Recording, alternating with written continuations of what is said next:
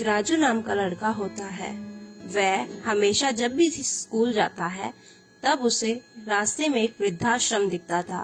वह हमेशा से जानना चाहता था इसमें क्या होता है, और जैसे ही उसकी गर्मियों की छुट्टियां पड़ती है वह चुपचाप अपना सामान उठाकर वृद्धाश्रम की ओर चलने लगता है और मन में सोचता है न जाने यहाँ कौन लोग रहते होंगे, कैसे होते होंगे। जैसे वह वृद्धाश्रम के अंदर जाता है उसे एक बूढ़ी दादी दिखती। वह उनसे पूछता है, आप यहाँ क्यों रहती हो और आपको यहाँ पे कौन छोड़ के गया? तब बूढ़ी दादी बोलती है, मुझे मेरे ही परिवार के लोग यहाँ छोड़ के चले गए, पर तुम मुझसे ऐसा क्यों पूछ रहे हो? हमसे तो आज तक किसी ने ये पूछा ही नहीं। तब राजू कुछ सोचने लगता है और परेशान होके बोलता है, आपको यहाँ पर लोग क्यों छोड़ के चले गए?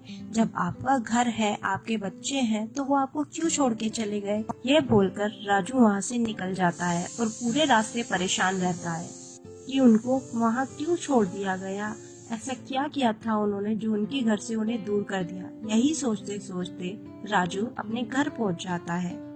अगले दिन वह जब बाहर घूमने जाता है तो उसे एक टोपी की दुकान दिखती है।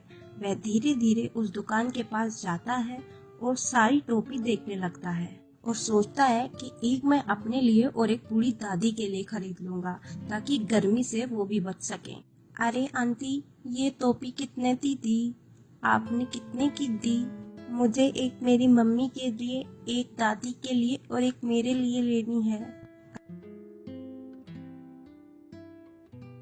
अरे बेटा, वैसे तो ये टोपी बहुत महंगी है, लेकिन तुम अकेले क्यों आए हो? तुम्हारी मम्मी नहीं साथ आई लेने के लिए?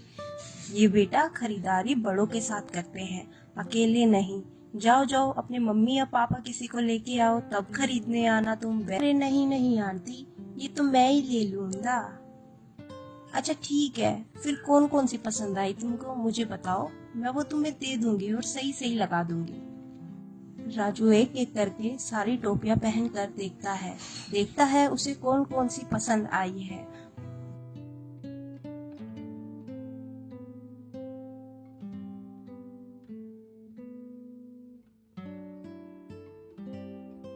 धीरे धीरे वे सारी पहन कर देखता है। उसे एक आंटी, एक लाल वाली टोपी मुझे सबसे पसंद आई है, वही लूंगा। कितने की दी आपने? अरे बेटा, ये तो बहुत महंगी है। ये तो मैं सही सही लगा दूंगी, पर तुम्हारी तो दादी नहीं है ना, फिर तुम ये किसके लिए लेकर जा रहे हो? तुम्हारी महंगी है। ये तो मैं सही सही लगा दूंगी, पर तुम्हारी तो दादी नहीं है ना, फिर तुम ये किसके लिए लेकर जा रहे हो? तुम्हारे तो परिवार में सिर्फ तुम्हारे मम्मी पापा और तुम्हारी बहन है, तो ये दादी कौन है?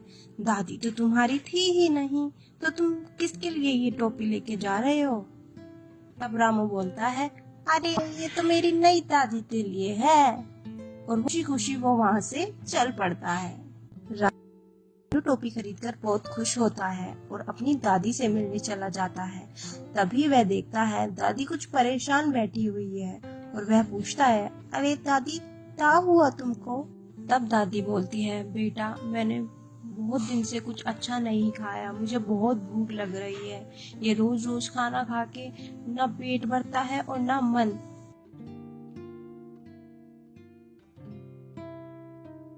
राजू अपनी माँ के पास जाता है और बोलता है, माँ स्वादिष्ट पकवान बना दीजिए, मुझे कहीं लेके जाने हैं। माँ, आपसे स्वादिष्ट खाना तो कोई बना ही नहीं सकता, आपका खाना तो लाजवाब है।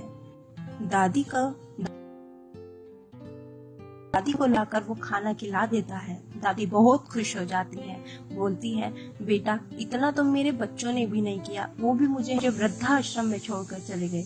तू मेरा पोता है भी नहीं और फिर भी मेरी इतनी करता है। मैं बहुत खुश हूँ तुझे पाकर। बेटा तू हमेशा मेरे साथ रहना। और फिर दोनों खुश हो जाते हैं। आगे की कहानी देखने के लिए बने रहें और कमेंट करके बताएं आखिर आगे कैरेक्टर में नाम किसका रखें। अब जो आप नाम कहेंगे वही कैरेक्टर में हम नाम रखेंगे, जैसे कि राजू, प्रिया, नेहा। तो आप कमेंट में अपना नाम जरूर बताएं।